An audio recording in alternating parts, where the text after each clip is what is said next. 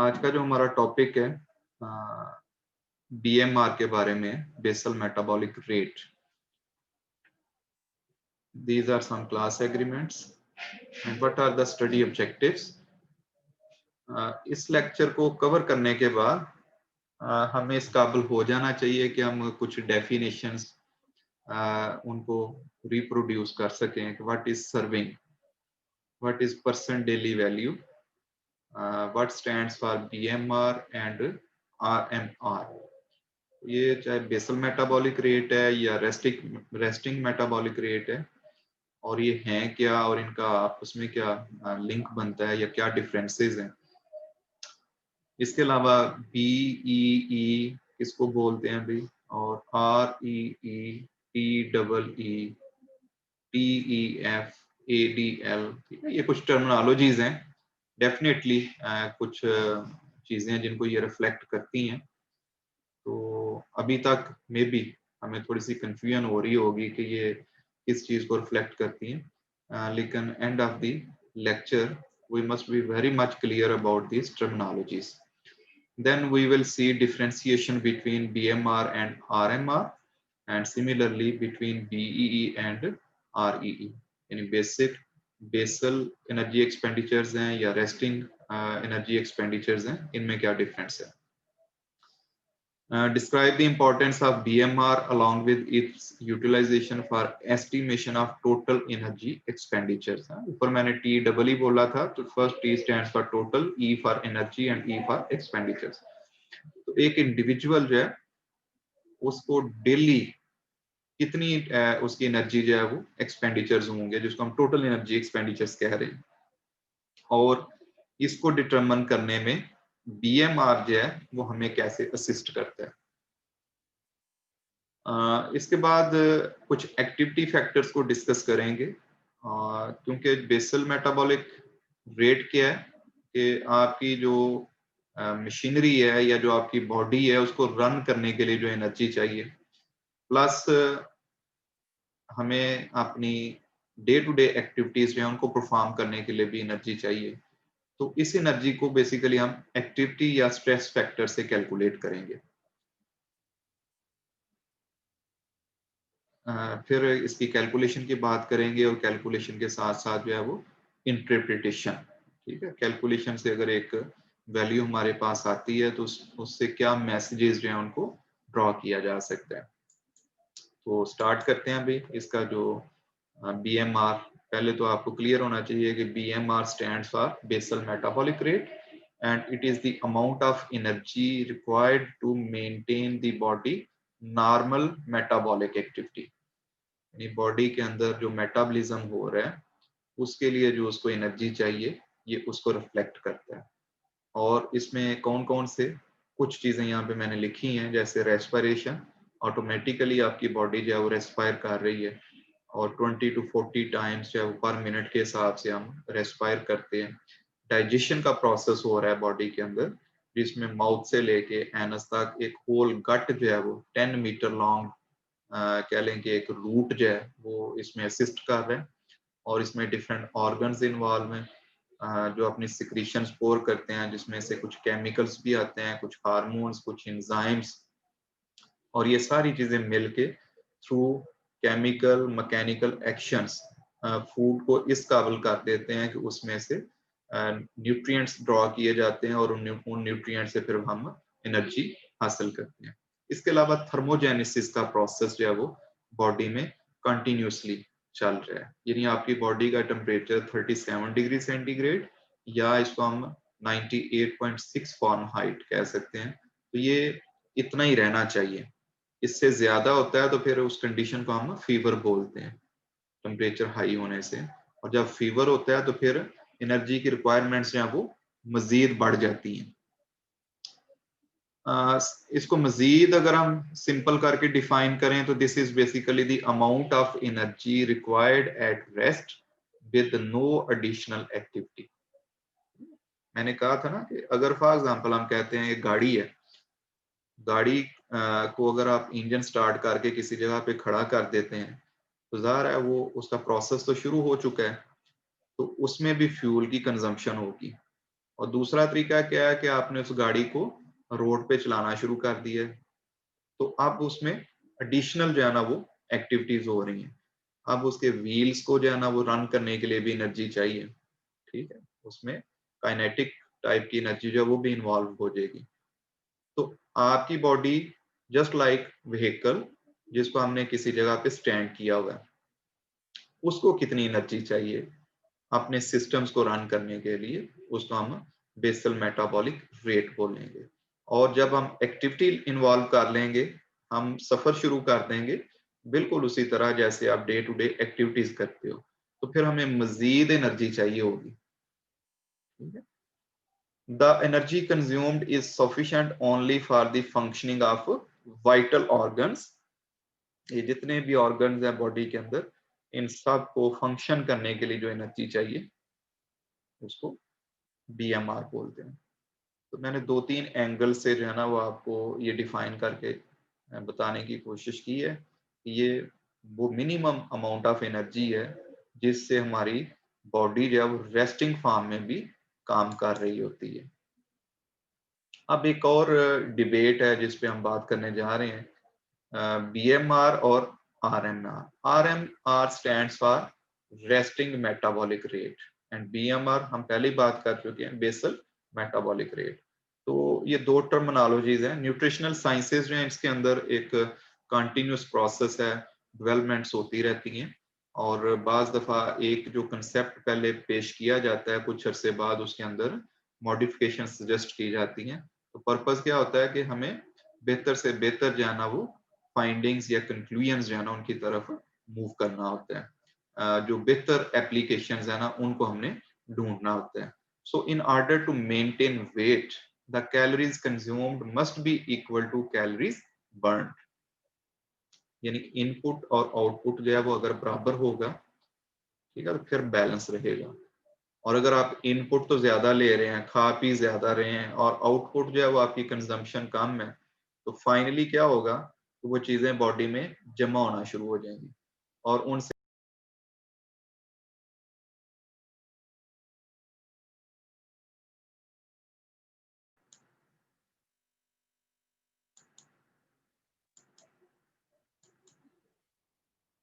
जी हाँ, we can easily estimate the number of calories eaten using food labels, but determining the number of calories burnt is little more difficult।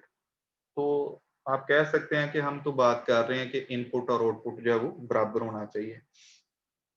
Input का हमें कहाँ से पता चलता है? लेबल से। फूड लेबल्स के ऊपर कैलोरीज लिखी होती हैं, ठीक है। मैं आपको एक लेबल जो है वो विजुअलाइज करवाता हूँ ताकि ये चीज ज्यादा बेहतर हो जाए। For example this is the nutrition fact panel, जो अक्सर फूड प्रोडक्ट्स के ऊपर आपको इस तरह का एक स्ट्रक्चर बना नजर आता है, ठीक है।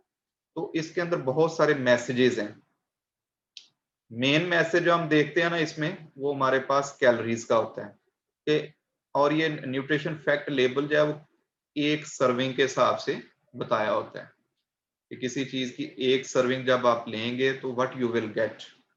और अगर कंटेनर बड़ा हो साइज में तो फिर उसके ऊपर सर्विंग्स पर कंटेनर भी लिखी होती हैं, इसके अंदर कितनी सर्विंग्स हैं। यानी अगर आप इसको एज अ होल यूज कर लेते हो तो आप तकरीबन 2 सर्विंग्स के बराबर जो है स्टफ और उनके जो बेनिफिट्स हैं या नुकसानात हैं वो आपको मिलेंगे। तो न्यूट्रिशन फैक्ट्स लेबल जो है हमें एनर्जी तो बता दी कि इस पैकेट को खाने से हमें 250 कैलोरीज मिलेंगी और बॉडी की रिक्वायरमेंट जो है वो 2000 के हिसाब से जो है वो कैलकुलेट की गई है। Person daily value are based on a 2000 calorie diet. अब 2000 का कैलकुलेशन कहाँ से किया गया है कि इसमें आज का जो हमारा टॉपिक है बीएमआर, वो प्लस जो है ना कुछ एक्टिविटी फैक्टर उनका एवरेज लेके इसको 2000 कहा गया है। लेकिन ये वैल्यूज जो है ना दीज कैन बी लोअर और higher depending upon your calorie needs. यानी हो सकता है कि जो इंडिविजुअल 2000 कैलोरीज की रेंज में आता है उसको ये सारी चीजें बिल्कुल फिट बैठ रही हूँ, लेकिन अगर कोई बंदा उसकी कैलोरी नीड्स ज्यादा है उसको फिर हायर की तरफ जो है वो देखना चाहिए। वो सर्विंग साइज जो है उसको कंपैरेटिवली ज्यादा कर सकते हैं ठीक है, ताकि उसकी कैलोरीज की जो नीड है उसको पूरा किया जा सके। तो अभी एक अच्छा मौका है, इसमें मैं मजीद आपको थोड़ा सा ये एलैबोरेट कर देता हूँ, ताकि, और इसको भूलना नहीं है भाई, ये आपकी रेस्ट ऑफ द लाइफ ये काम आने वाली चीजें हैं। तो इसमें अगर मैसेजेस देखें, हमें एक लेबल में से क्या मैसेजेस मिल रहे हैं, तो सर्विंग साइज यहां से कहता है जी स्टार्ट शुरू करें जब आप पैनल को रीड करना चाहते हैं। तो label on the container is based on A serving, ये स्टेटमेंट आप ध्यान में रखें कि एक सर्विंग की बेस पे ये सारी इंफॉर्मेशन अवेलेबल होती है। और आगे फिर हमें सेकंड नंबर पे मैसेज देखना पड़ता है कि इसमें सर्विंग्स कितनी है, नंबर ऑफ सर्विंग्स। अगर कोई बड़ा कंटेनर है तो उसमें जैसे एक कार्बोनेटेड बेवरेजेस हैं, एक उसका रेगुलर पैक देखें तो वो 240 टू 50 ml 1 सर्विंग के बराबर है, ग्लास बॉटल या पेट बॉटल जो है। और इसके बाद आपको हाफ लीटर अवेलेबल है जिसमें 2 सर्विंग्स हैं, 1 लीटर में 4 सर्विंग्स हैं, 1.5 लीटर वाली स्टफ है तो उसमें मोर देन 2। अब 6 है, फिर इसके बाद 2.25 जो है वो भी कुछ ब्रांड्स जो है उन्होंने लॉन्च किया हुआ है। तो इट मीन्स कि उनके अंदर उसी हिसाब से जो है वो प्रोपोर्शनली सर्विंग्स जो है वो इंक्रीज होती जाती हैं। अमाउंट पर सर्विंग्स, अब इसमें मुख्तलिफ चीजों की ये हेडिंग दी गई है, ठीक है, और इसके अंदर क्या क्या स्टफ शामिल है आगे फिर उसको यहाँ पे प्रोड्यूस किया जाता है।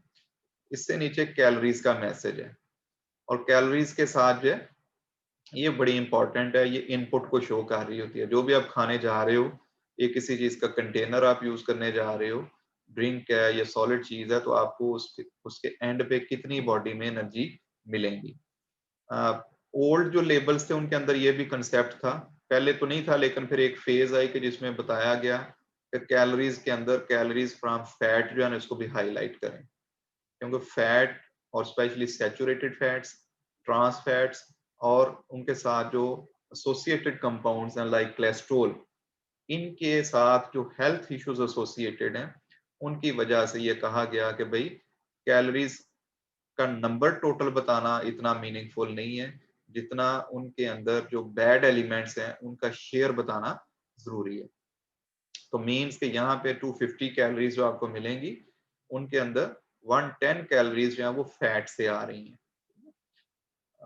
इसके बाद इसमें आप देखें तो जो इंग्रेडिएंट्स हैं वो उनकी क्वांटिटी वाइज उनको क्वांटिफाई किया जाता है, और कैटेगरी वाइज उनको ग्रुप किया जाता है। तो टोटल फैट्स 12 ग्राम, और 12 ग्राम जो है उसका आगे लिखा हुआ है 18% ऑफ द डेली वैल्यू। अगर मैं इसको 20 भी सपोज करूं तो 20 मल्टीप्लाई बाई 5 टाइम्स इसको कर लें तो our 100% requirement will be completed. और किसकी, with respect to total fats. या इधर फिर 12 को हम 5 से मल्टीप्लाई करें, around 60 gram fat is suggested on daily basis. और ये 60 जो है वो 9 से आप मल्टीप्लाई करें तो अराउंड 180 आपको जो है ना वो एनर्जी प्रोवाइड कर देगी, जिसको हम 100% एनर्जी फ्रॉम फैट कह सकते हैं। स्पेशली किस इंडिविजुअल के लिए जिसकी टोटल रिक्वायरमेंट जो है वो 2000 है। अब फैट के अंदर टोटल फैट कितनी है भाई, 12 हो गई, सैचुरेटेड कितनी है 3, और ट्रांस फैट कितनी आ रही है 3। मीन्स के ये कोई प्रोसेस फूड है जिसके अंदर फैट जो है वो ट्रांस में भी कन्वर्ट हो चुकी है। Cholesterol 30 milligram. अब 10% है ना भाई, तो आपकी बॉडी रिक्वायरमेंट निकालनी हो तो 30 को मल्टीप्लाई कर दें 10 टाइम से, ताकि ये 10 मल्टीप्लाई 10 100% हो जाए, और 30 मल्टीप्लाई बाई 10 जो है ये 300 मिलीग्राम। तो आपको 300 मिलीग्राम एक्सटर्नल सोर्सेज जो है ना वो आप कोलेस्ट्रॉल डेली ले सकते हैं। अगर इससे ज्यादा आ रहा होगा तो फिर हमें फिजिकल एक्टिविटी या एक्टिविटी फैक्टर्स को जो है ना वो दोबारा सोचना होगा। इसके बाद सोडियम पोटाशियम, अब एक पॉजिटिव है एक नेगेटिव है। सोडियम का लेवल जितना ज्यादा हाई होता है उसको हाइपरटेंशन की तरफ देखा जाता है कि हाइपरटेंशन काज करती है। और अभी तक जो है वो 2300 2400 मिलीग्राम से ज्यादा जो है वो इनटेक उसको मना किया जाता है। और इसी तरह पोटाशियम को देखें तो पोटाशियम जो है ये पॉजिटिव इम्पैक्ट रखती है। तो अच्छी चीज को भी शो करना लेवल के अंदर बहुत अच्छी बात है, और बुरी चीज को भी शो करना जरूरी है। अच्छा, इसके बाद फिर इन्होंने टोटल कार्बोहाइड्रेट्स लिख दिए हैं भाई, जो कि 31 ग्राम्स हैं और 10% ऑफ द डेली रिक्वायरमेंट। मैं यहीं से मैसेज अगर निकालूं तो 310 ग्राम्स जो है ना पर डे के हिसाब से टोटल कार्बोहाइड्रेट्स आपकी डाइट का हिस्सा हो सकते हैं। Dietary fibre is the good fibre या गुड कार्बोहाइड्रेट, तो इसकी क्वांटिटी जरूर मेंशन करनी चाहिए।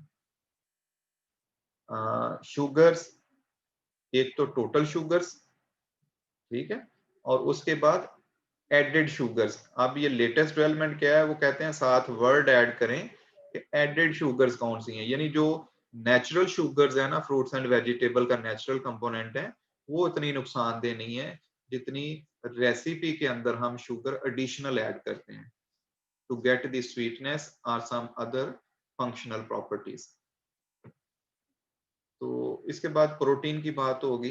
प्रोटीन जो है वो कितनी एग्जिस्ट करती है, फिर ये वाइटामिन्स और मिनरल्स आ जाएंगे, और यहाँ पे आपने उनको रिप्रोड्यूस करना होता है परसेंट डेली वैल्यू के हिसाब से। और परसेंट डेली वैल्यू, इसके बारे में हम मजीद देख लेते हैं। The percent daily values are based on 2000 calories diet which has 30% और less calories from a fat a day. यानी आपकी डाइट के अंदर फैट का शेयर जो है वो मैक्सिमम 30% तक इसमें रिपोर्टेड है। Knowing the individual value allows you to look at the information in the left column and decide whether or not these numbers fit into your daily allowance for that nutrient. तो आपने देखना है कि मेरी daily जो requirement है उसके अंदर ये फिट बैठते हैं या नहीं। आप किसी चीज की हो सकता है ये ज्यादा भी हूँ, स्पेशली जब आप सप्लीमेंट्स लेते हैं ना, मल्टी वाइटामिन मल्टी मिनरल्स, तो वहां पे ये बाज दफा कई कई गुना जो है वो ज्यादा क्वांटिटी होती है। फॉर एग्जाम्पल बायोटिन एक फार्मूलेशन में मैं देख रहा था 5000 times more as the percent daily value. लेकिन बेहतर अप्रोच क्या है, फूड ये ज्यादा बेहतर है, वैरायटी ऑफ फूड्स खानी चाहिए ताकि ये न्यूट्रिएंट्स का जो बैलेंस है ना उसको अचीव किया जा सके। अब इसमें लेबल में ये भी इंफॉर्मेशन साथ एज अ प्रिकॉशन दी गई है कि टोटल फैट जो है ना वो 2000 कैलोरीज डाइट के अंदर लेस देन 65, और इसी तरह सैचुरेटेड फैट्स जो है वो लेस देन 20। ये भी मिलीग्राम की जगह पे बेटा ये ग्राम का यूनिट है यहाँ पे, ठीक है। और अगर किसी की डाइट 25 है तो उसको 80 के करीब जो है वो टोटल फैट अलाउ बनती है। कोलेस्ट्रॉल 300 मिलीग्राम, ये दोनों केसेस में इक्वल है। Sodium should be less than 2400 milligram. Total carbohydrates should be with in 300 grams, और स्पेशली अगर वो 2500 कैलोरीज वाला है तो उसको 375 ग्राम्स चाहिए होंगे। डाइटरी फाइबर चाहिए 25 और 30 ग्राम के हिसाब से। 25 ग्राम रिकमेंडेशंस, और अगर किसी का वेट जो है वो ज्यादा है या उसकी कैलोरीज की रिक्वायरमेंट ज्यादा है तो फिर एडिशनल 5 ग्राम जो है वो डाइटरी फाइबर सजेस्टेड है। तो अब कुछ न्यूट्रिशनल फैक्ट लेबल आपको यहाँ तक मिलेंगे, और कुछ में साथ ये मैसेजेस जो है ना वो भी इलेबोरेट मिलते हैं। अभी हम बात कर रहे थे परसेंट डेली वैल्यूज की। एक दिन के अंदर एक इंडिविजुअल को किसी न्यूट्रिएंट की 100% अमाउंट अचीव करने के लिए उसकी कितनी क्वांटिटी चाहिए होगी, तो ये मैंने यहाँ पे कुछ चीजों की परसेंट डेली वैल्यू जो है ना वो आपके साथ शेयर की है, ठीक है। ये मैसेजेस आप देख रहे हैं यहाँ पे। आयरन 18 मिलीग्राम, ठीक है, यानी कोई आयरन फोर्टिफाइड अगर आप प्रोडक्ट खाते हैं तो 18 मिलीग्राम जो है ना उसके अंदर आयरन हो, आप कह सकते हैं कि 100% मेरी आज की रिक्वायरमेंट पूरी हो गई है। जिंक 15, तो ये आपकी रिसर्च के अंदर भी जो है ना वो चीजें यूज हो सकती हैं कि जब आपने प्रोडक्ट्स बनानी होगी इन फ्यूचर अपनी रिसर्च के लिए मास्टर लेवल पे जाके, तो वहां पे टारगेट इसको करना है कि जो न्यूट्रिएंट मैं उसमें ऐड करने जा रहा हूँ या जो न्यूट्रिएंट उसके अंदर अवेलेबल है उसकी क्वांटिटी क्या इतनी है कि उसकी वो 100% रिक्वायरमेंट को पूरा कर सके। और अगर 100% को नहीं पूरा करती तो इनके अगेंस्ट आपने कंपेयर करके लिख देना है। फॉर एग्जांपल 200 आपकी स्टफ के अंदर अवेलेबल है, तो आप लिखेंगे 50% जो है ना वो परसेंट डेली वैल्यू यहाँ से पूरी होगी। ये एक और लेबल है, इसमें भी अगेन वही मैसेजेस हैं जो वहां पे आपसे मैंने शेयर किए हैं, और इसको जरा बेहतर तरीके से उन्होंने इलैबोरेट किया है। Start from here, check the calories, limit these nutrients which are bad nutrients and get enough of these nutrients because these are considered good. Even ये डाइटरी फाइबर, ये ब्लू कलर जो है वो इनको ज्यादा से ज्यादा खाना चाहिए। फुट नोट मैंने कहा था कि कुछ ने लगाया होता है और कुछ लेबल्स में आपको ये नहीं मिलेगा। यहाँ तक मैसेज जरूर होता है कि percent daily values are based on 2000 calorie diet. Percent daily value जो है ये क्या होती है, ठीक है, इसमें भी एक मैसेज है, 5% और लेस इज लो, यानी किसी का यहाँ पे लिखा हो ना कि 5% है तो उसको लो परसेंट डेली वैल्यू भी हम कह सकते हैं। और जिसका आपने देखना हो कि हाई है, विटामिन सी इसमें हाई अवेलेबल है, तो एटलीस्ट इट शुड बी 20% और मोर। एक और न्यूट्रिशन फैक्ट लेबल भाई, इसमें एफडीए ने कुछ लेटेस्ट जो है वो डेवलपमेंट्स की हैं, तो जो मैसेजेस डिफरेंट है ना वो मैं आपके साथ शेयर कर देता हूँ। एक मैसेज तो मुझे इसमें से ये डिफरेंट मिला है कि इन्होंने ये कहा कि ऑड साइज जो बेसिकली कंटेनर्स है ना, ऑड साइज क्या होते हैं कि फॉर एग्जांपल एक चीज है, उसका सर्विंग जो है वो 16 आउंस है, 16, और उसी तरह एक और कंपनी आ जाती है मैदान में, वो इसको 20 आउंस कर देती है, तो 16 इज 1 सर्विंग, और 2 सर्विंग्स अगर लेनी हो तो डबल इसको आप कंज्यूम करें, और 632 आउंस आप यूज करेंगे तो it will be equal to 2 servings. लेकिन what will be the fate in case of 20? तो packages that are between 1 or 2 servings will now both be labeled as 1 serving।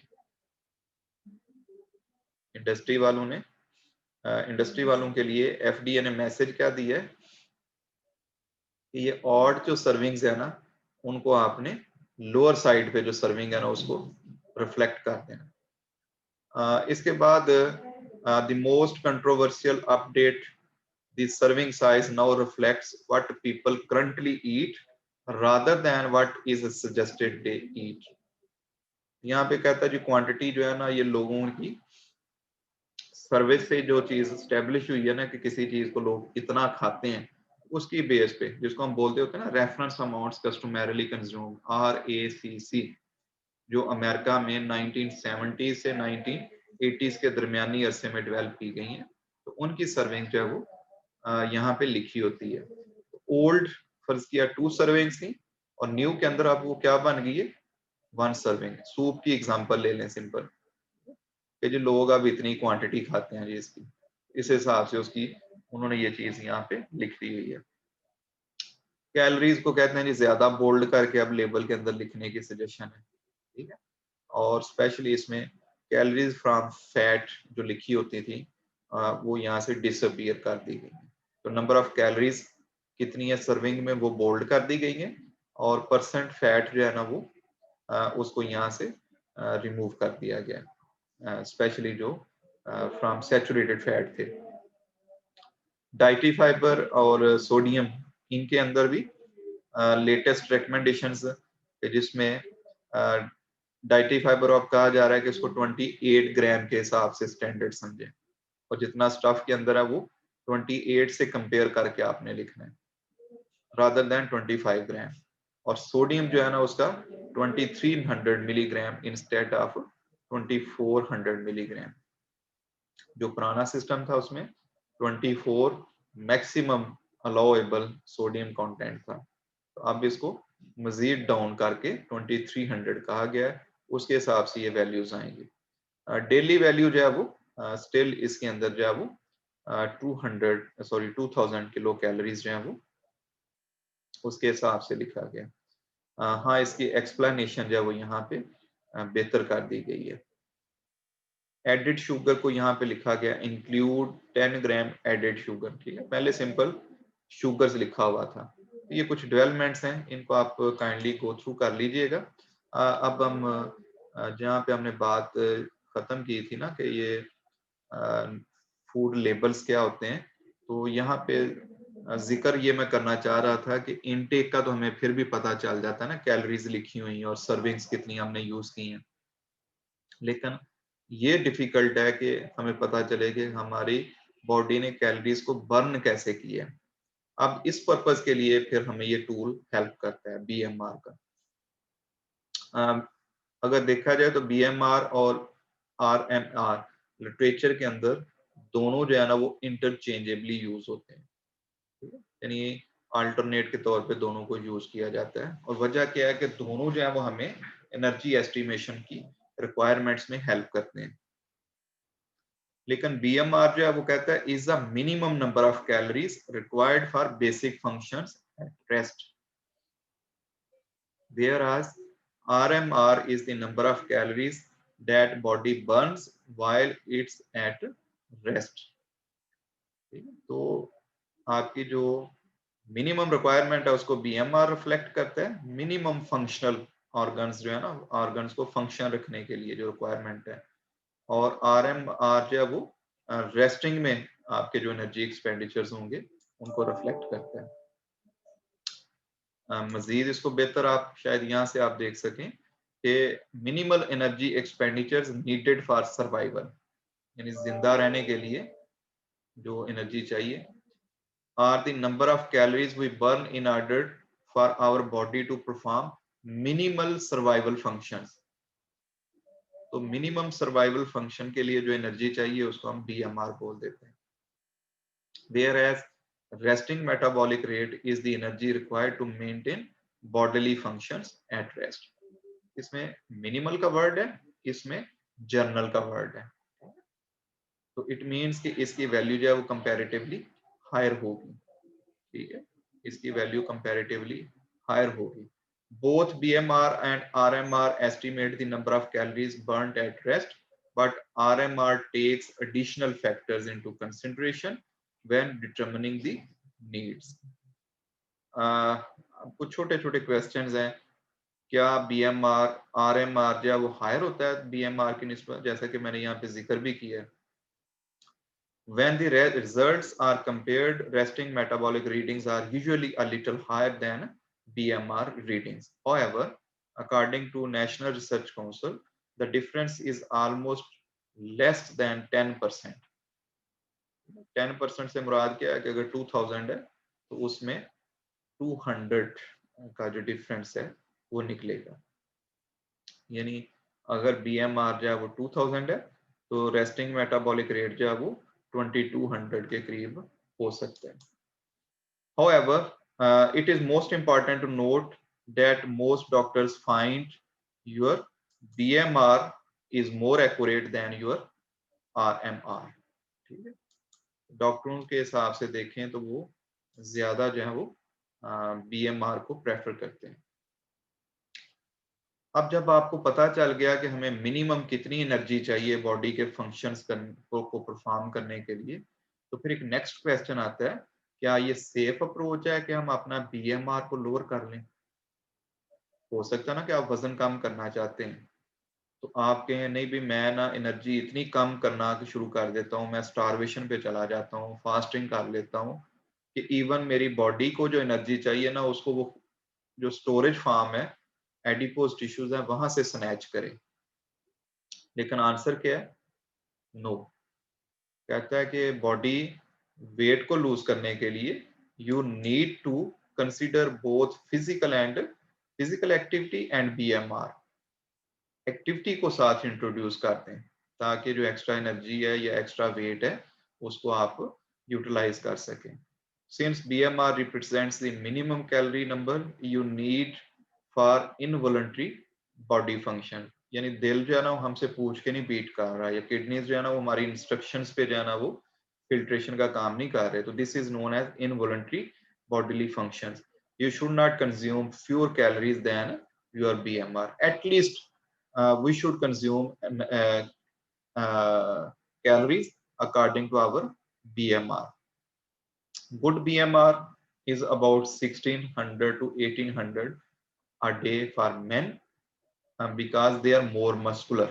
जितना मसल ज्यादा होंगे उनकी BMR उतनी हाई होगी। whereas for a woman it can be 1500.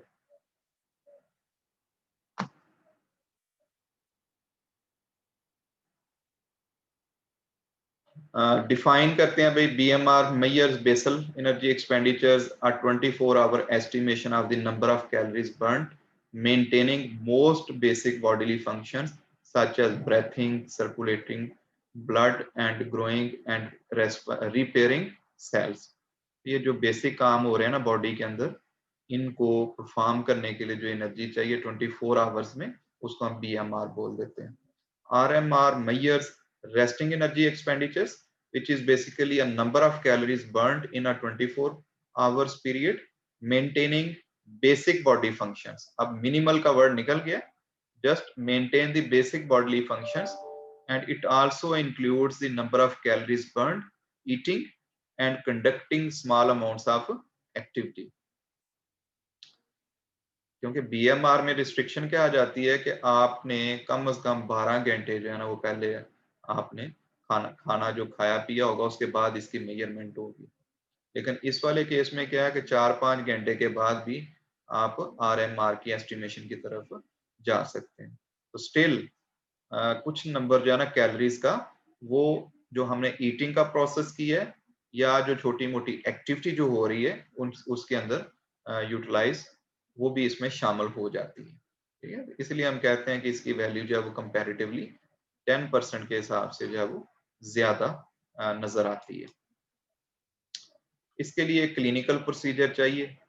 एक hospital में या लेबोरेटरी में आपको जाना होगा और वहां पे बाज दफा एक्यूरेसी के लिए you have to spend the night. It is taken BMR is taken first thing in the morning after 8 hours of sleep and a 12-hour fast while the subject is lying down. ये requirements देखें. Number 1 उस setup में जाना पड़ेगा. Number 2 आपको वहां पे 12 घंटे जो है वो कम से कम 8 घंटे आपकी कम से कम नींद पूरी हो चुकी हो, 12 घंटे पहले आपने खाया पिया हो और लेटने वाली पोजीशन में इंडिविजुअल्स को वहां पे होना पड़ेगा. RMR के अंदर स्लीप ओवर नहीं चाहिए, नींद नहीं चाहिए रात की, और दिन के किसी हिस्से में भी मेजर किया जा सकता है. मॉर्निंग का टाइम नहीं चाहिए और 3 से 4 घंटे की फास्टिंग जो है वो सफिशिएंट है. तो अब आपको आइडिया हो गया होगा कि RM is easy to measure as compare to BMR. अब दोनों के अंदर जो है वो इनडायरेक्ट कैलोरीमेट्री आती है. इनडायरेक्ट कैलोरीमेट्री, ठीक है, कैलोरीज की मेजरमेंट आती है, and which measures the amount of oxygen consumed and carbon dioxide produced by the body during a specified period of time. तो अब इनकी मेजरमेंट से जो है ना वो इनडायरेक्ट हम कैलकुलेशन करेंगे कि हमें कितनी कैलोरीज जो है वो चाहिए. कुछ फैक्टर्स हैं भाई, वेरिएंट्स का वर्ड यहाँ पे यूज किया गया है. तो कुछ फैक्टर्स हैं जो BMR को अफेक्ट करते हैं. ठीक है, इसमें एज आ जाते हैं और एज में अगर देखा जाए तो it declines in lean body mass. Age के हिसाब से डिक्रीज होता है नंबर 1. नंबर 2 यानी जैसे जैसे हम बड़े होते जाएंगे ना BMR डिक्रीज होगा. उसमें 2 रीजंस होती हैं. एक तो आपकी ये भी हो सकता है कि जो मस्कुलर मास है ना वो एज के साथ साथ जो उसका लेवल कम होता जाता है. दूसरी हमारी ओवरऑल टोटल एनर्जी की बात करें तो हमारी एक्टिविटीज जो है वो भी कम होना शुरू हो जाती है. And if there is a decline in lean body mass, या किसी वजह से अगर लीन बॉडी मास जो है, मस्कुलर बॉडी मास जो है वो कम होना शुरू हो जाता है, तो इससे BMR कम होगा. In order to maintain a resting metabolic rate as we age, requires regular strength training in order to prevent loss of skeletal muscles. यानी मसल्स अगर आप एज आपकी बेशक बढ़ती जा रही है लेकिन आप मस्कुलर मास को कम नहीं होने दे रहे और आप ऐसी एक्सरसाइजेस करते हैं जिनको हम स्ट्रेंथ ट्रेनिंग्स का नाम देते हैं, आपके मसल्स हैं उनके लॉसेस नहीं होते, तो अल्टीमेटली आपका BMR जो है वो हायर साइड पे रहेगा. Activities that tend to increase muscle mass such as bodybuilding or strength trainings, इनको हम anaerobic activities भी कहते हैं. ठीक है, और इनके मुकाबले में भागना, दौड़ना, जॉगिंग करना ये एरोबिक एक्टिविटीज है। Will also increase the basal metabolic rate. अगर कोई बॉडी बिल्ड करता है तो उसके हिसाब से उसका बीएमआर भी बढ़ता जाएगा। Aerobic activities such as running, skating और rope jumping may improve endurance. Endurance किसको कहते हैं? स्टेमिना। यानी आपका भाग भाग के ना रोज आप इस काबिल हो जाएंगे कि आपका स्टेमिना बढ़ जाएगा। But have little effect on the basal और रेस्टिंग मेटाबॉलिक रेट। क्योंकि स्टेमिना तो बढ़ रहा है लेकिन मसल्स बिल्ड नहीं हो रहे। मसल्स बिल्ड करने के लिए यू नीड बॉडी बिल्डिंग और strength trainings. Other factors may affect the BMR or RMR include stress, illness, hormonal level, and environment, or any other factor that affects the normal functioning of the one or more vital organs. Illness में भी organs basically disturb होते हैं, body stress में होती है, hormonal levels जो affect होते हैं, लेकिन इसके साथ साथ अगर कोई बॉडी ऑर्गन जो डिस्टर्ब है, जैसे किडनीज हैं, वो किसी की अफेक्टेड है और वो डायलिसिस पे है, तो अल्टीमेटली अब उसका बीएमआर जो है वो डिफरेंट हो चुका होगा। Lean tissues require significantly more energy to maintain because of the increased level of metabolic activity. In contrast, fat tissues require very little energy to maintain and has a little influence on the resting or basal metabolic energy needs. So we can conclude, greater the lean body mass, greater will be the BMR or resting metabolic rate. यानी जितना बंदा कोई पतला है ना भाई, muscular है, दुबला पतला है, उतना ही उसका बीएम हाई होगा उस बंदे की निस्बत जितना कोई मोटा है और फैटी है। Because individuals can increase their total lean body mass through strength training, corresponding increase in the skeletal muscles, it is possible to increase the overall basal metabolic rate requirements at the rest. तो message इसमें भी क्या निकला कि जिन exercises से muscle build होते हैं उनकी वजह से फिर अल्टीमेटली बीएमआर जब वो हायर साइड पे आ जाएगा। Post exercise energy expenditures, the amount of additional energy above the resting or metabolic needs expended after an activity depends on the intensity and duration of the exercise session. एक तो हो गया ना भी जब आप एक्सरसाइज कर रहे हैं तो उस वक्त आपकी एनर्जी बर्न हो रही है, ठीक है। तो दूसरा क्या होता है कि एक्सरसाइज करने के बाद भी बीएमआर अगर हायर साइड पे रहते हैं तो इसकी रीजन क्या हो सकती है कि आपकी एक्सरसाइज कितनी इंटेंसिटी वाली थी, शिद्दत वाली थी, और कितना अरसा जाना आपने उसको परफॉर्म किया है। So more the intense sessions tend to increase resting energy needs for longer time periods. आपने ज्यादा इंटेंसिटी और ज्यादा अरसे तक अगर सेशन को कैरी किया है एक्सरसाइज का, तो अल्टीमेटली बीएमआर ज्यादा अरसे तक जो है वो हायर साइड पे रहेगा। Increased energy requirements occur during the cool down phase and are short lived। ठीक है, और बॉडी का जो वो कूलिंग वाला या पोस्ट एक्सरसाइज वाला प्रोसेस है उसमें कहता है कि एनर्जी की रिक्वायरमेंट्स ज्यादा हो चुकी होती हैं, लेकिन ये शॉर्ट लिव्ड होती है। ठीक है, जैसे ही आप वो एक्सरसाइज वाली फिजियोलॉजी से, फिनोमेना से और पोस्ट एक्सरसाइज वाले सिस्टम से बाहर निकल आते हैं, फिर आपका नॉर्मल